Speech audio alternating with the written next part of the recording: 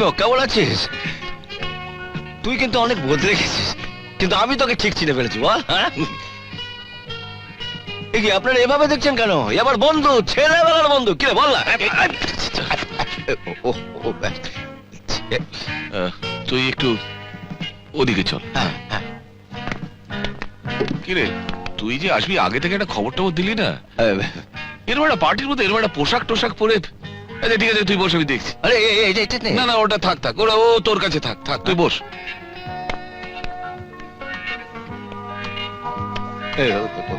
ওদিকে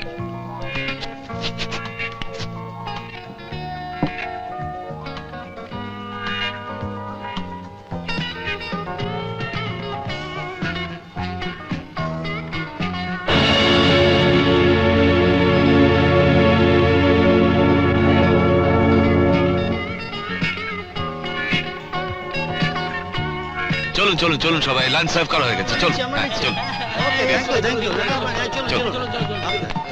আরে উঠুন, আপনারা খাবার দেওয়া হয়ে গেছে। না না না, তুই এখানে বস বস বস, আমি আসি। দাদা মিষ্টিটা নিয়ে যা। ঠিক আছে। আরে পটলা মারাকে দিয়ে স্পেশাল মিষ্টি বানিয়েছিস। থাক থাক থাক, ঠিক আছে। চলুন দাদা, ভেতরে চলুন। থাক থাক থাক, এখানেই কথা বলি। বল, হঠাৎ এসেছিস কেন? আরে কেন আবার? আমার ভাই আকাশের বিয়ের কথা বলতে। ও হ্যাঁ, এসেছিস, ভালোই করেছিস। আরে ভালো মন্দ পরে হবে, আগে দেখ আকাশ কত বড় হয়েছে।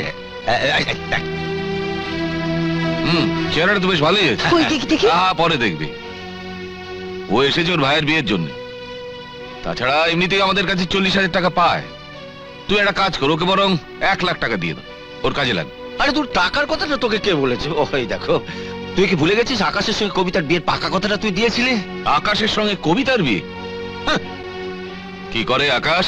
করে মানে কি, মানে ওকে তো ভালো করে লেখাপড়া শেখাতে পারিনি। ওই একটা টুরিস্ট স্পটের লন্ড্রিতে কাজ করে। ও আচ্ছা। Manager sir. কার্তিক, এদিকে আয়। বাবু, তোমার টাইটা খুল। পুরো খুলতে হবে না, একটু খুললেই হবে। এটা ওকে দাও, তোর কাম ছেড়ে দে।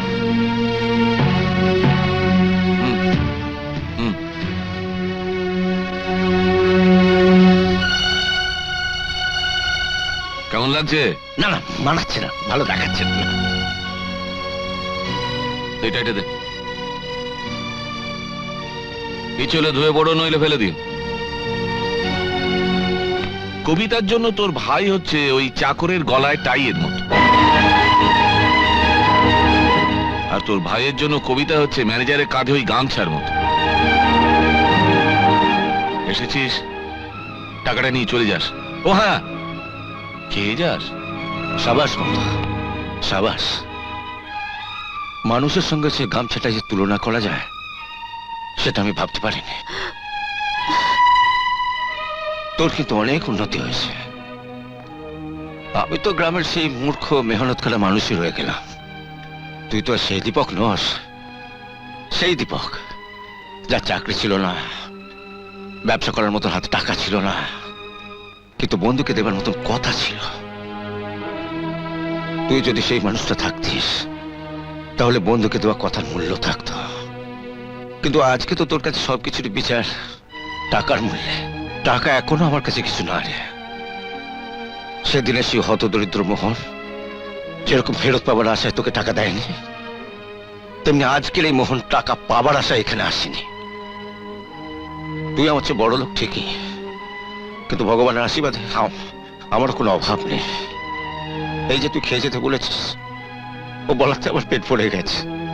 আসি দাদা, আসি বল। একটু কিছু মুখে দেবেন না? শান্তি, মিষ্টির হাঁড়িটা নিয়ে যা, এখানে ওসব কেউ খায় না। বাড়িতে কুকুর বেড়াল থেকে খাইয়ে দিস। পাল্লা জিনিস ফেরত নিয়ে যাওয়া এখন আমরা শিখিনি। আসি রে, আসি বৌদি।